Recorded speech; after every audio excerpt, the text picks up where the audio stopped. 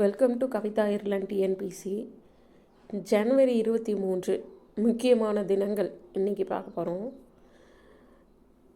First என்ன அப்படின்னு பார்த்தோன்னா பராக்கிரம் திவாஸ் அப்படின்னா நேதாஜி சுபாஷ் சந்திர போஸோட தியாகங்களையும் நினைவுகளையும் போற்றும் வகையில் இந்திய அரசு நேதாஜி சுபாஷ் சந்திர போஸோட பிறந்த நாளை பராக்கிரம் திவாஸாக கொண்டாடுறோம்.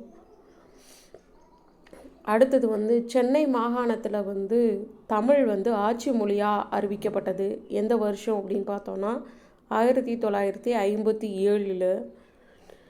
அடுத்தது அலெக்சாண்டர் கன்னிங்ஹாமை பற்றி நமக்கு நல்லா தெரியும், நிறையா படிச்சிருப்போம்.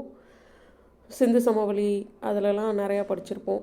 இந்திய தொல்லியல் ஆய்வகத்தோட தந்தை அப்படின்னும் அலெக்சாண்டர் கன்னிங்ஹாம் அழைப்போம். இவருக்கு சிந்து சமவெளியில் ஒரு முத்துரை கிடச்சிருக்கும்.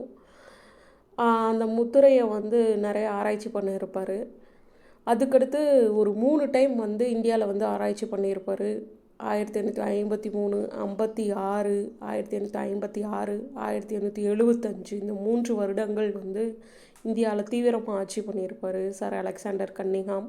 சிந்துவெளி நாகரிகத்தை பற்றி இன்னும் நிறைய ஆராய்ச்சிகள் பண்ணியிருப்பார்.